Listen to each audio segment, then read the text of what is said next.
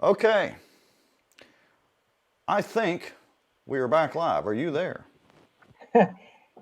I'm going to blame it on the social media giants trying Uh, to squeeze us and shut us down. We're exposing it right here. yeah, I guess if I go put my tinfoil hat on, I would, want to say, hey, maybe Dominion didn't like what we were talking about or something. In all seriousness, that was a issue with me. All right, yeah, we're definitely live now. I just got the notification on my phone. All right, let's hope that Q everybody sent me stayed a with us. message and said, beware of that Rex Moncrief guy. Who said that? Q, Oh, Q. as I don't long know as who that the is. as long as the horned shaman guy, Viking dude's with him. All right, we're back up to 9 people, so let's give it a second, let everybody catch up. Yeah, we had Folks, what? We had what, 26 people? yeah, but we had dropped down to about 15 or 16. We're back up to 13, so let's see. Hey, everybody, if you're back online, I'll explain what happened here in a second and hopefully try to avoid that situation again. Let's see. Facebook interference. It's a little more simple than that, Barry, but good guess. So I'm gonna have to double check here, Duke, because I'm at 6%, and the software we're using is using considerable power to do this. I unfortunately let my laptop get low on battery before the show. Shame on the tech guy. So I'm going to ramble here for a second. We're back up to 13 people, so we're almost where we were. Everybody, if you're back on, just put a hello or something comment real quick. I'm going to have to seriously watch the power here and see if we can catch up. Gotcha. Okay, so we're back up. We've got 10 people back on, so we're building back up. I'm rambling for a minute, letting everybody catch up. Where were we? Well, I know exactly where we were. We were fixing to share the example, and I mean, I think you still have it up on your screen of the Democrat that, confidentially admitted to the New York Post about methods that were used to stuff ballots and yeah, I guess you could say defraud elections. And I was trying to get you to scroll down to the second page and specifically a quote in there. All right, let's see if I can find it here. So let's go to page 2. All right. Is this the one there? Let's see. Let me see. It may page 2 on yours and page 2 on mine aren't necessarily going to be the same. Let's see. Right there, I think. Right there. There we go. The ballot has no specific security features like a stamp or a watermark. So, like we read in the RFP earlier and the misinformation letter saying that specific paper, but like you see right here, this guy's saying, the ballot has no specific security features like a stamp or watermark. So the insider said he would just make his own ballot. Well, and he's quote, I just put the ballot through the copy machine and it comes out the same way. Wait a minute. You're saying it's easy enough to make your own ballot to just run it through a surely it's not that easy. I mean, surely nobody's actually tried this. I'm guessing that they're just using their copy machine, copying the original ballot and making ballots. And What? yeah, sending them in. I mean, a majority of people out there watching, they're probably wondering, well, you can't open a mail ballot. I mean, you tear the ballot apart trying to get it open to stuff the ballot and change the ballot, right? There's no way Well, you could do that. I mean, personally, I haven't tested it, and I mean, surely nobody around here would try to do this. It can't be that easy. Yeah, I mean, if look, I'm going to go out on a limb and say if there's a will, there's a way. I mean, if you're really motivated, I don't know. I'm going to say maybe you could do it. Well, we're hovering around 11 to 12 people. And like I said, we were at about 14 or 15. And Kara, it wasn't the bad Apple products. It was the bad tech guy who didn't have his Apple product plugged in. We ran out of power.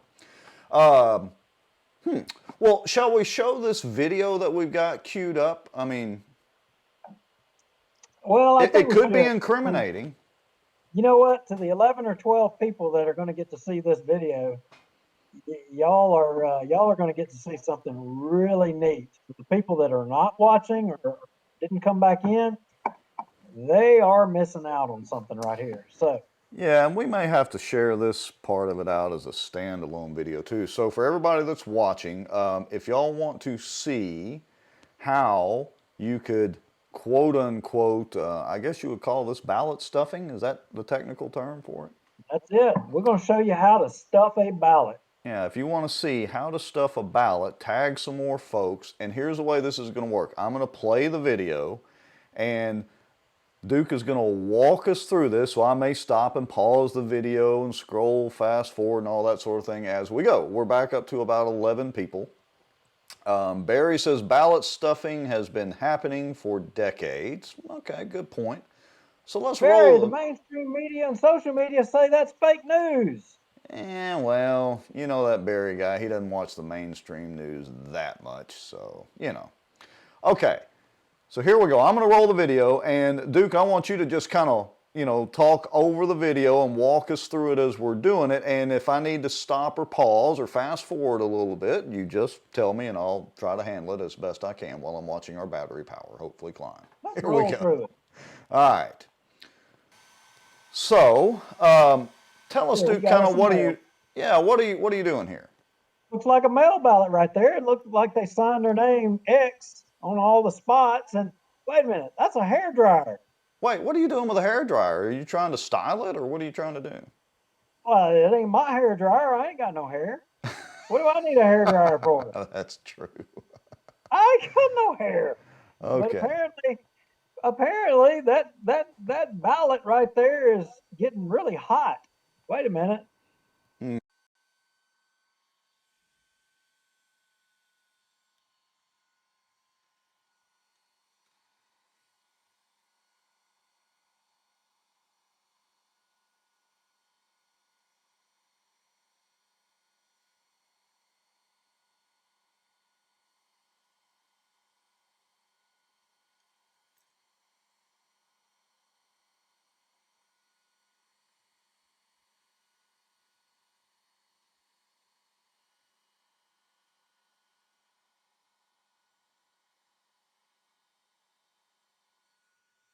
You see the heat. You see the hair dryer. Boy, it's that ballot is sealed, man. It's tough. Yeah. Tough.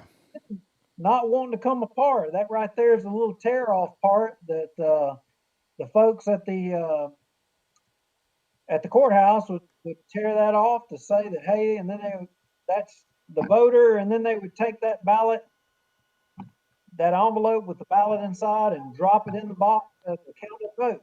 That's All right. how it would go. Now, we also were missing audio there for about 30 seconds. So real quickly, just summarize the entire process that you're doing right now.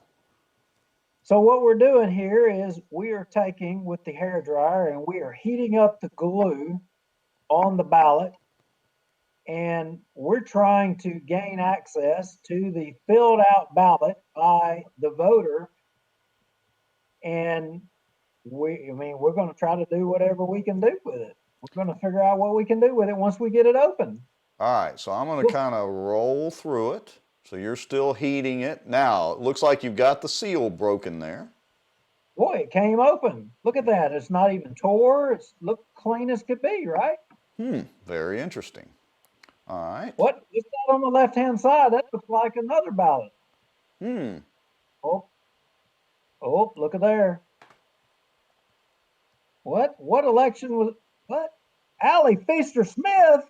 Are you kidding? Are you kidding?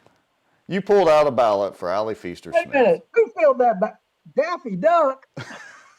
All right. Oh, wait a minute. So this is looking better. Now we're on to something right there. That's a gold mine, whoever's voting for that guy. Yeah. But as it would turn out, it ain't as easy as you think. Wait a minute, we got a problem. Uh-oh. Whoop, it's stuck. That glue has bonded to that thing. So what? Let's see if we can heat it back up. Wait, is this a professional ballot stuffer trick that you're showing us live? I think we read it on the internet or something. There was instructions. It may have been the DNC website or something. I don't know. Yeah, full disclosure. You had no intention of turning this ballot in, right? This was after the election. This was not done, but I find it hard to believe that I would have voted for my opponent anyway. And arguably, because we're not showing your face there, that could be anybody doing that. Somebody could have anonymously sent us this video. The hairy arms This might is give it true. away, but you know. So there we go. It's sealed back up. It's tight already. It's still a little warm, but it's already tight. Look at that. Wow. That's an impenetrable ballot that just got stuffed And sealed. Notice and right there, sealed. and sealed. There you go, Daffy Duck. We just took Daffy Duck's vote for Allie Fisher Smith, took it out right there. How about that? So, for those of you watching that say that it's fake news and that ballots can't be stuffed or something like that can't happen, Merry Christmas. You just seen it done. Yeah, we'd have to work on the envelope a little bit, but I don't think that would be terribly difficult at all. No, it wouldn't. Yeah. All right, let's go back to the regular page, see if you can get us in shape. So what does folks think about that? Yeah, I mean, Barry, you still watching? David, y'all just watched a ballot being stuffed. Pamela Aaron says, yeah, you got it, ballot stuffing. There it is, folks. It's arguably doesn't seem very difficult at all, just a hairdryer or a decent heat gun. Now, okay, so let's explain to folks. Yeah, there's a little more to this.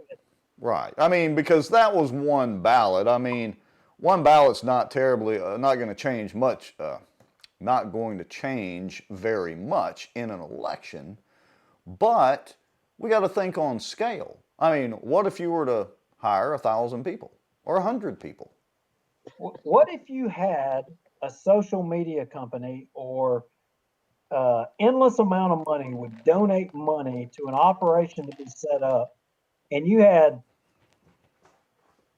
were able to get mail ballots mailed to every person that was registered to vote, whether they requested a mail ballot or not, and you were also able to intercept a majority of all those ballots, and or you had mail ballot drop boxes where they were all dropped off and a person could go and collect all those ballots and then they could process them. Mm-hmm. So on a large organized scale, is ballot stuffing conceivable? Could that happen? Well, you just saw it could happen. Yeah, it could. And again, for the folks that are still watching and people that'll watch this after the fact, you know, we're not sitting here saying there are folks stuffing ballots in Bossier Parish or Webster Parish or Caddo Parish or whatever. We're just showing that it's absolutely feasible. It's not rocket science. And when you couple these known facts with our Secretary of State trying to replace our machines after one of the most contentious presidential and even in some cases local and state elections in, I don't know, certainly in recent memory, maybe if ever, it just keeps raising doubt about everything. And when there's doubt, then people aren't going to be secure in thinking that we have really good election integrity. That's the challenge. And why would you jump right back off into a bunch of machines that you already have problems with or enunciated problems across the country that haven't been resolved? Why would you automatically want to put those systems in? That question has to be answered. Right. And what input has the public had? That's true. There's basically been no input in the RFP other than the backlash that's, you know, happening after the fact. Barry put a comment up, said, I doubt folks would go to that much trouble more likely a ballot swap with people trying to match the signatures. That's possible, and matching the signatures is not difficult at all. But let me go back to this other article that we were kind of in the middle of when we were so rudely interrupted by my lack of power on this end. Let me find this. Here we go. I didn't, let's see, an election that is swayed by 500 votes, 1,000 votes, it can make a difference. It could be enough to flip states, according to this guy, and he's a professional ballot stuffer, apparently. As I understand, the guy that was the informant on that story, we're talking over the span of the last 10 to 15 years has affected the outcome in countless races across multiple states. And this article, as I understand it, this interview with this guy took place before the November 2020 election. Mm-hmm. Well, and look, here's this guy's up here in this quote, so I'm just going to kind of read it a little bit out of context. But it says it begins with a blank mail-in ballot, talking about in New Jersey, for example, delivered to a registered voter in a large envelope. Inside is a return envelope, a certificate of mail-in voter, which the voter must sign, and the ballot itself. That's when the election rigor springs into action, because there's no stamp, no watermark, and so he just makes his own ballots. I mean, you're right, Barry, it seems like a lot of trouble, but just think when you have 100 or 500 people sitting in a room as a production line, you could actually, especially if the election were close, like it was in a lot of these counties and all that across the country, this could definitely swing votes, swing elections in those areas, and potentially electoral votes. And a lot of times they're not sitting in a room with 100 people. They're actually in a cubicle by themselves. I could actually link you to a video right now in Georgia where mail ballots were processed by an individual in a cubicle by themselves. Yeah, you get your little production line set up and get going and get good at it and rolling. I'm sure you could crank out a lot. And look, I'm still of the opinion, just for everybody that's, watching, we're kind of climbing back up a little bit, but for everybody that's watching, I'm still of the opinion that if the RNC, and full disclosure, I voted for Trump twice and would vote for Trump a third time. But if the RNC and Trump had done their job where the election wasn't as close as it was, we wouldn't be as worried about this on our side. But because Biden won, and Biden won, don't forget, by, 7, 8 million votes? Oh, wait a minute, Rex. Wait a minute. Both two candidates in the same race got more votes than any presidential candidate in the history of the country have got. How is that possible? Well, because more people voted. Prove it. Well, so you bring up a good point. Let's go down this rabbit hole for a second.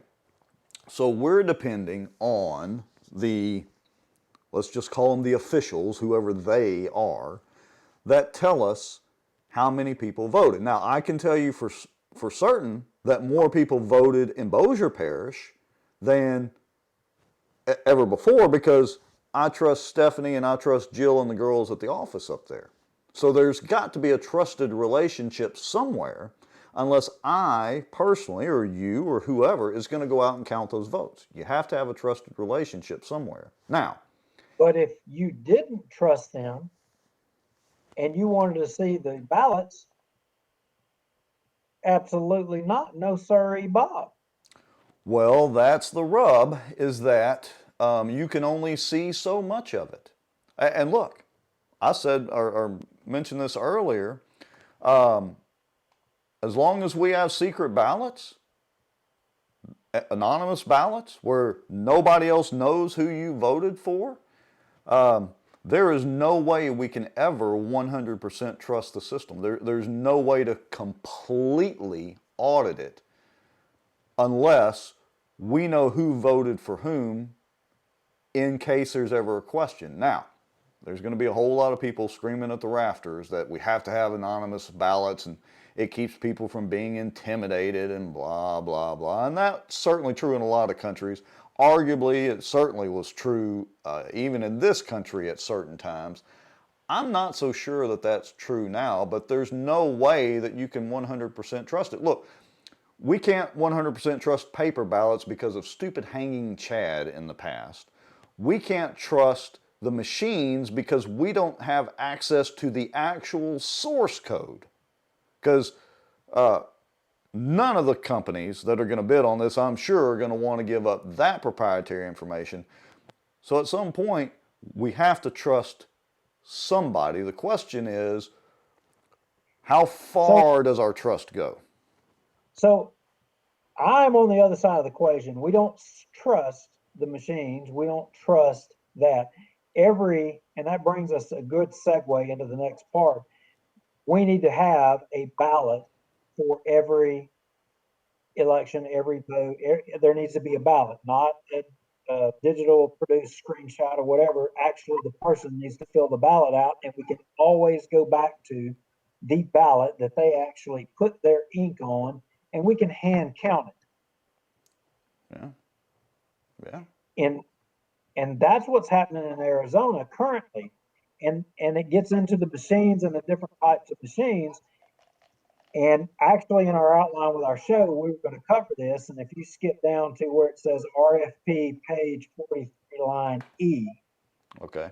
Let me do that. Hold on one second. So Barry put up a comment, said folks may get fired because of their vote. Newsflash, they already do, Barry, because people like to put on, not everybody, but a lot of people like to put on social media their leanings and who they voted for, and they absolutely do and have gotten fired of it, especially in right to work states, which I support. So that's already, it's a good point, Barry, but that's already happening. All right, so let's see. We want RFP. Yeah, go back to the RFP, page 43. And then when we get to page 43, we'll go to line E. And what we're going to see here is this is one of the requirements in the RFP that was put out by the Secretary of State, and this is a good requirement. It's good. I'm not bashing, but it's an important point. Have a manual audit capacity that produces a permanent paper record with a manual audit capacity for such system. Provides the voter with an opportunity to change the ballot or correct any error before the permanent paper record is produced, and the paper record produced shall be available as an official record for any recount conducted with respect to any election in which the system is used. Now, there's multiple things regarding paper there that said. When you hear the Secretary of State and you hear people who are saying that the process is good and should go forward, they're going to say that voter verifiable paper trail. You know, they got this acronym VVPT or whatever. That's what they're saying. They're saying that you should trust what we're doing because we're giving you a voter verified paper trail. So part of what they're saying there is that when you cast your vote, you're going to get a printout, and we talked about this in the last show.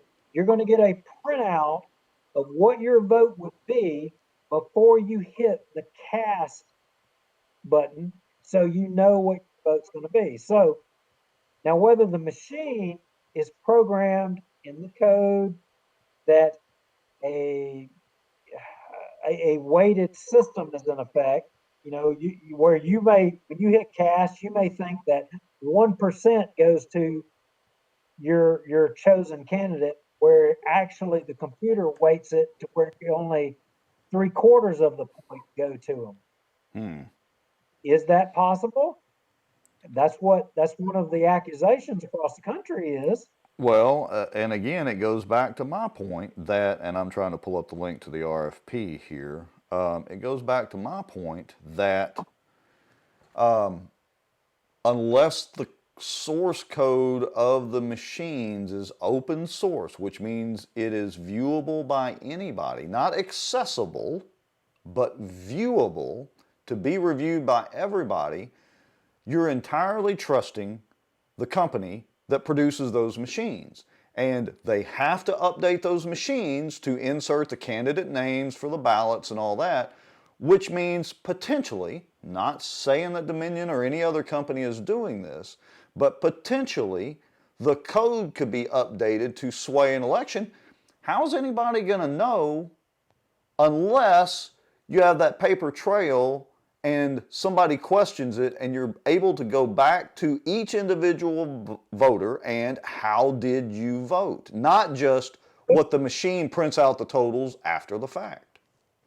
But Rex, to your point right now, the code is protected. It's proprietary. You can't see it. That's right. That's part of, you can't see it, by gosh. We're, Now, we're I think trusting that, Dominion or any other company. And look, let's reverse it. Let's say that there was a totally Republican company that was building these voting machines. Well, the same exact argument could easily and be valid. It could be made by the other side. but we got laws that say that we're entitled to be able to audit, recount, and see the ballots and ensure that we have election integrity. But yet, that don't seem to be happening in the country. Well, and I'll tell you, and again, because I'm a tech guy, I hate to stay on the open source tangent too long, but what'll happen is if, just as soon as some politician actually kind of halfway figures out what open source means and goes to a company in an RFP, they'll shout to the rooftops, well, you can't do that because if everybody can see the code, they can figure out how to hack the code. Well, first of all, Linux and Unix basically are both open source. They power the internet, not Microsoft Windows, which is proprietary. And there's a reason for that. Number two, by letting lots of people be able to see the source code, again, not access to the machine, just the thousands and thousands and thousands of lines of code that are hand coded, by the way, for the most part, people are able to review that and look for errors. It's like typing up a document. The best authors in the world still need to have somebody, or many people in some cases, proofread the documents just to catch any glitches or mistakes. Same type of principle. And also, it ensures, because it is open and available to anybody to read, whether you know how to read codes on you kind of figure out how to read code, but people can verify that there's no shenanigans going on in there, or no intentional shenanigans. It's the only way to do this. Now, the points you're making on the code is like on the mark. I mean, absolutely. It looks like it's snowing in the mountains behind me. But on the paper, because I'm going to key on that, and I lean on Jovan Pulitzer a ton because I think he is kind of at the forefront. I know you're a computer guy and you're not as keen on Jovan as I am, but the guy makes some legitimate points in my opinion. But in this RFP as well, the second part of the paper, the paper that they're talking about is going to be printed for you before you hit cast. Imagine, I'm going to describe it for you. Imagine that you're at the gas pump, and the gas pump, after you're filling your car up, is the voting machine, and you put the gas nozzle back in the thing, and do you want a printed copy or not? You press the button. That's what you're going to get is a laser printed piece of paper, like at the gas pump. That's your verification of your ballot. But then, in addition to that, you got to then hit another button and hit cast, and you're at the will of the code as to whether it records it the way your laser printed ballot is. But at that time, sorry, Rex, I know you want to get in here. Hold my thought. At that moment, the way these machines are supposed to work in this RFP is that it's going to produce another piece of paper that's dropped into a box underneath, a secured box with your ballot filled out, computer generated, filled out, dropped into the box. so that after the election's over, all those ballots included, and then you got to understand those ballots from when you cast a vote on election day or early voting are different than the mail ballots. But after the race is over and we want to have an audit, we can take all of that paper, then run them all through a scanner, and we can check whatever, whatever percent that we're going to use to try to say whether or not we had a valid election or not, or it's accurate numbers or not. But that's the paper that they're saying can't be audited. At the end of the day, you're still letting a machine cast the vote for you. Wouldn't you Well, agree? yeah, absolutely true. And again, being a tech guy, I'm all for the machines doing this because honestly, I trust the machines more than I do the people. But there is a limit to that. If we can't trust the code that's running the machine, that's just the same as not being able to trust the political persuasion of the people counting the votes. And correct me if I'm wrong here, wasn't part of the RFP that when the machine printed out your cast ballot, it printed it out before you hit submit No, or before you it cast the prints, ballot? but it prints it before you cast the ballot, is my understanding, Correct. and that it prints you your laser generated of what your ballot would look like, is the way I will describe it. They describe it as what, voter verifiable paper trail. But what's the That makes you problem? feel What's the that makes you problem feel with good that? inside, right? Well, no, because what's the problem with that? I I haven't actually cast my vote yet. This is just saying Right. what it hypothetically would be. Yeah, so I going put back it to your in. gas station analogy, that is the pump prints out what they're going to charge your card before they actually run the transaction, and then you look at your bank account later, and instead of $50 in gas, they decide to take out 100. Well, that's kind of the way this works, but the only difference is you wouldn't know until you get your credit card statement in the mail down the road. And let me And play then let me if play you want to devil's dispute it, advocate. Well, the let me gas play station devil's will have advocate video of you again there here. pumping and say, well, you were there, you pumped it. Yeah, but here's the problem, Kyle. So how is that going to help verify any votes unless there's a dispute and you look at those paper ballots that are put in this magical box under the machine? Whoa, whoa, we can't look at paper ballots. We can't touch them. You can't look at them. So it doesn't do any good for the machine to print The out ballots, your ballot that you cast because it's the not ballots are useful. secret. The ballots are secret. We can't Ding, break ding, ding, the ding, ding, ding, ding, ding, we can't ding. break the secret. Well, we're obviously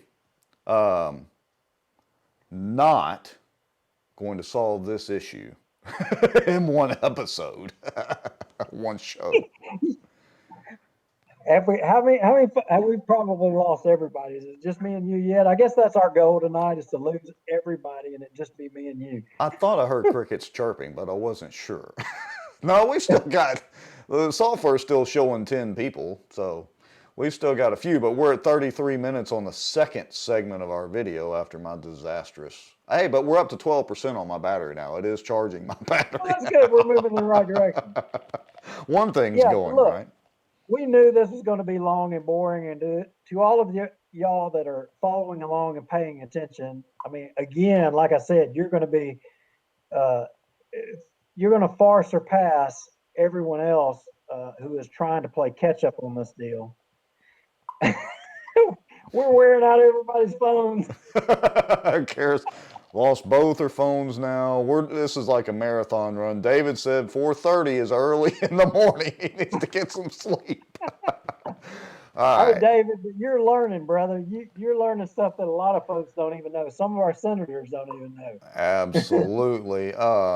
Let's see. Hold on. We got a comment from Mr. Bob Key. Let's throw that in there. Hey, Mr. Bob. Says, as a simple business programmer, I often rigged fun games so my kids could win easily. So now anything is possible with remote access. Don't kid ourselves. he brings up a good point that, my rule is simple. When people ask me, how do I keep something from being infected? Don't plug anything into it. And then you just have a solitaire machine now.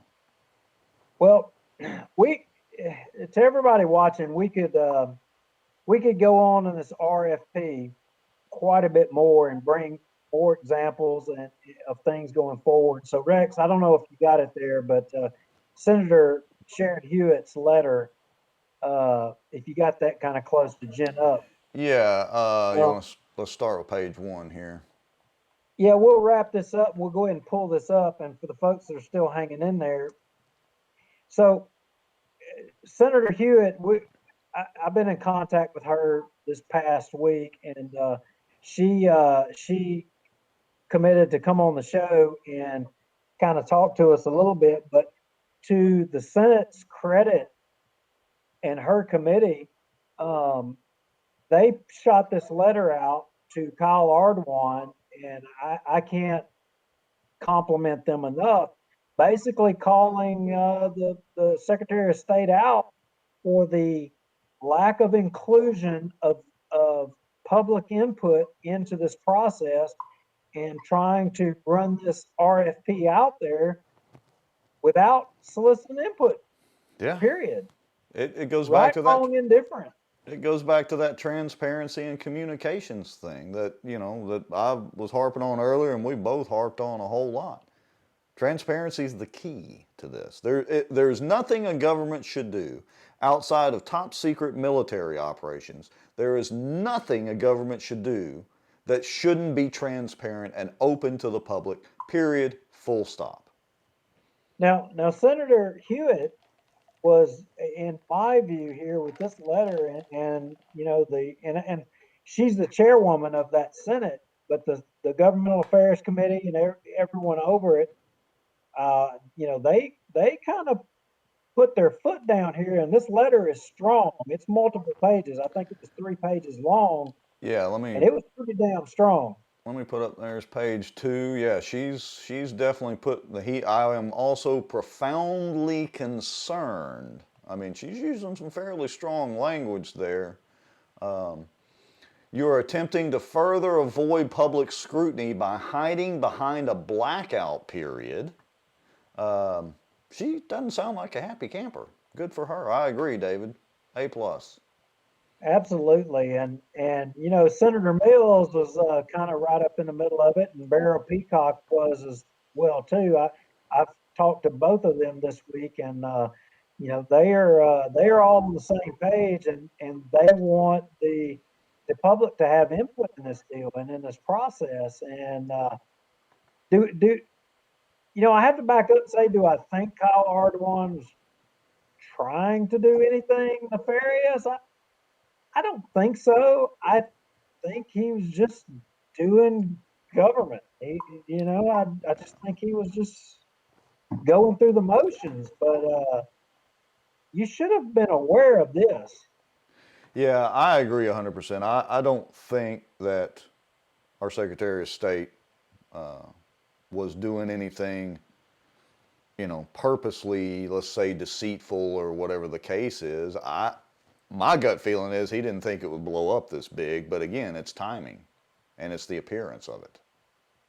Yeah, well, his timing on this one was not very good, and if my understanding of the process is correct, that committee right there is one of the committees you got to have that gives the rubber stamp of approval for any path you take on this process.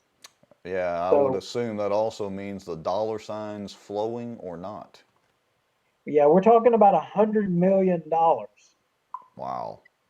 Let's see. Immediately schedule a joint governmental affairs committee meeting at the conclusion of the blackout period. This hearing will provide the public, legislative members, election experts, and the vendors an opportunity to offer the input that has been so tragically missing in your process thus far. Yeah, All and I don't know if the RFP will be the appropriate place for some of the amendments to be made, but there needs to be some really strict guidelines for auditing and election integrity, and which brings me to our representative and his intellect. I don't know if I've got the. I don't think I shared it with you. Maybe I didn't. I don't think so. Well, maybe we'll save that for the next show. We'll Yeah. show how far in advance of us. I think he's visiting the Palm Reef too. He may be paying them more than me. Oh, Lordy. No telling. Let's kind of close out with Barry Butler's comment here, which is actually very good as usual from Barry. Most of the time, we pay them, being our benevolent overlords, big bucks and get bad decisions. I agree. Let's end it on that note. We'll end it on that note. Barry Butler, we'll see you in a show in the very near future.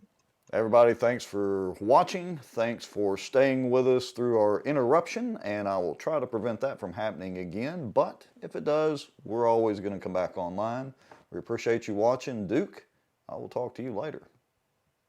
Talk to you later, Rex. Like and share. Go Tigers. Absolutely.